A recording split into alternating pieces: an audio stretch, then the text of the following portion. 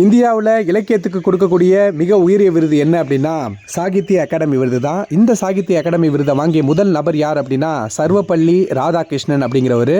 இந்த ஆண்டு 2023 இலக்கியத்தின் மிக உயரிய விருதான சாகித்ய அகாடமி விருதை வென்றது யார் அப்படின்னா ராதாகிருஷ்ணன் ராமகிருஷ்ணன் பதஞ்சலி. ராதாகிருஷ்ணன் அப்படிங்கிறவர் ஒரு தமிழ் எழுத்தாளர், ராமகிருஷ்ணன் மலையாளம் எழுத்தாளர், பதஞ்சலி அப்படிங்கிறவங்க தெலுங்கு எழுத்தாளர். சரிங்களா? அடுத்து இந்தியாவில் இலக்கியத்துக்காக கொடுக்கக்கூடிய இரண்டாவது பெரிய விருது என்ன அப்படின்னா ஞானபீட விருது அப்படின்னு நம்ம சொல்லுவோம். இந்த ஞானபீட விருதை இந்த ஆண்டு யார் வாங்கியிருக்கா அப்படின்னா தாமோதர் மௌசோ. இவர் ஒரு கொங்கணி எழுத்தாளர். சரிங்களா? 22 அங்கீகரிக்கப்பட்ட மொழிகளில் யார் வேணாலும் எழுதலாம். அதை பொறுத்த வரைக்கும் தாமோதர் மௌசோ அப்படிங்கிறவர் தான் ஞானபீட விருதை வாங்கியிருக்காரு. இந்த ஞானபீட விருதை 1961 கொடுத்துட்டு வராங்க அப்படின்னு பார்த்தோம். அடுத்து சரஸ்வதி சம்மன் விருது, இதுவுமே இலக்கியத்துக்காக தான் கொடுக்குறாங்க. இந்தியாவில் அங்கீகரிக்கப்பட்ட 22 மொழிகளுக்கும் இதை கொடுக்குறாங்க. இதை வாங்கினது யார் அப்படின்னா ஒரு தமிழ் எழுத்தாளர் சிவசங்கரி அப்படிங்கிறவங்க சூரிய வம்சம் அப்படிங்கிற நினைவு நூலுக்காக வாங்கியிருக்காங்க. சரஸ்வதி சம்மன் விருதை வாங்கினது யார் அப்படின்னு பார்த்தீங்கன்னா சிவசங்கரி அப்படிங்கிற வாங்கியிருக்காங்க. அடுத்து வியாஸ் சம்மன் விருது புஷ்ப பாரதி வாங்கியிருக்காங்க. இந்த வியாஸ் சம்மன் விருதை பொறுத்த வரைக்கும் நீங்கள் ஒரு விஷயம் ஞாபகம் வச்சுக்கணும், இது only for Hindi language, Hindi இலக்கியத்துக்காக மட்டும்தான் இந்த வியாஸ் சம்மன் விருதை கொடுப்பாங்க. ஆனால் சரஸ்வதி சம்மன் விருதுங்கிறது இந்தியாவில் அங்கீகரிக்கப்பட்ட 22 மொழிகளுக்குமே கொடுப்பாங்க. சரிங்களா? அடுத்து மூர்த்தி தேவி விருது. இந்த மூர்த்தி தேவி விருதும் சரஸ்வதி சம்மன் விருதுக்கும் ஒரே ஒரு டிஃப்ரென்ஸ் தான். என்ன அப்படின்னா சரஸ்வதி சம்மன் விருது அப்படிங்கிறது இந்தியாவில் அங்கீகரிக்கப்பட்ட இந்திய அரசியலமைப்பு சட்டத்தில் 8வது அட்டவணையில் மொழிகளை பற்றி பேசியிருக்காங்க. அதில் 22 அங்கீகரிக்கப்பட்ட மொழிகளை சொல்லியிருக்காங்க. அதில் உள்ள எந்த எழுத்தாளர் வேணாலும் அந்த அவார்டுக்கு எலிஜிபிள். இந்த மூர்த்தி தேவி விருதை பொறுத்த வரைக்கும் இந்தியாவில் கூறப்பட்டுள்ள 22 அங்கீகரிக்கப்பட்ட மொழிகள் ப்ளஸ் இங்கிலீஷையும் அதில் சேர்த்துருக்காங்க.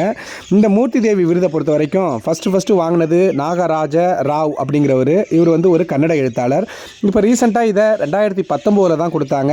இப்போ இதை வாங்கினது யார் அப்படின்னு பார்த்தீங்கன்னா விஸ்வநாத் பிரசாத் திவாரி அப்படிங்கிறவர் வாங்கியிருக்காரு. சிம்பிளாக விஸ்வநாத் அப்படிங்கிறவர் வாங்கியிருக்காருன்னு வச்சுங்க. இப்போது இன்றைக்கி நம்ம பார்க்க போகிற டாபிக் என்ன அப்படின்னா பியூட்டி பீஜியன்ஸ், அதாவது உலகத்தில் நடக்கக்கூடிய மற்றும் இந்தியாவில் நடக்கக்கூடிய அழகி போட்டியை பொறுத்த வரைக்கும் ஒரு 4 முக்கியமான விருதுகள் இருக்குது. அது எல்லாமே உங்களுக்கு தெரிஞ்சது தான்.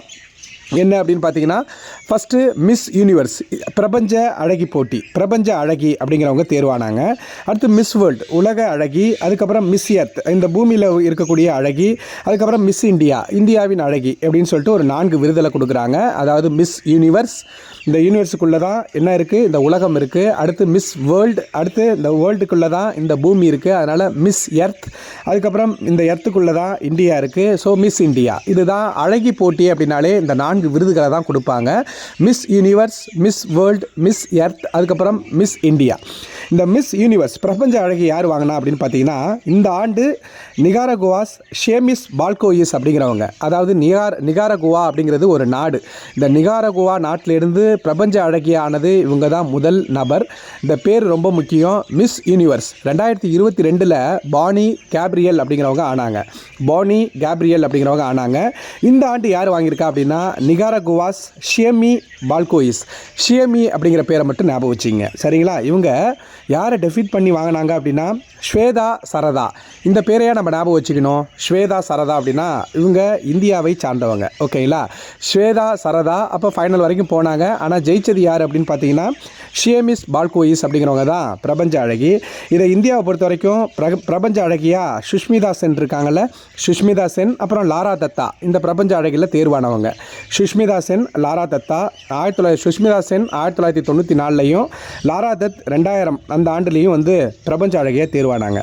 அடுத்து மிஸ் வேர்ல்டு உலக அழகி, இது யார் அப்படின்னு பார்த்தீங்கன்னா 2022 அதாவது டைட்டில் ஹோல்டர் இப்போதைக்கு யார் இருக்கா அப்படின்னா கரோலினா பியாலாவ்ஸ்கா அப்படிங்கிறவங்க. கரோலினா பியாலாவ்ஸ்கா அப்படிங்கிறவங்க போலந்து நாட்டை சார்ந்தவங்க. சரிங்களா? அடுத்து 2024 இது எங்கே நடக்க போகுதுன்னா இந்தியாவில் தான் நடக்க போகுது. இந்த உலக அழகி போட்டியை பொறுத்த வரைக்கும் இந்தியாவில் தான் இந்த வருடம் நடக்க போகுது. இது 2வது முறையாக நடக்க போகுது. அடுத்து மிஸ் எர்த்தை பொறுத்த வரைக்கும் இதை பெரும்பாலும் இப்போ ரீசெண்டாக அறிவிக்கல. மிஸ் எர்த்து இதை இந்தியாவிலேருந்து ஒருத்தவங்க வாங்கியிருக்காங்க. அதை மட்டும் ஞாபகம் வச்சுங்க. நிக்கோல் ஃபரியா அப்படிங்கிறவங்க மிஸ் எர்த் வாங்கியிருக்காங்க. அடுத்து மிஸ் இந்தியா யார் அப்படின்னு பார்த்தீங்கன்னா இந்திய அழகி நந்தினி குப்தா ராஜஸ்தானை சேர்ந்தவங்க. சரிங்களா? இந்த மிஸ் இந்தியாவை ஃபெமினா மிஸ் இந்தியா அப்படின்னு கூட சொல்லுவாங்க. சரிங்களா? நன்றி, வணக்கம். ஏதாவது டவுட் இருந்ததுன்னா கமெண்ட் பண்ணுங்கள். Miss universe, miss world, miss earth, miss India. நன்றி, வணக்கம்.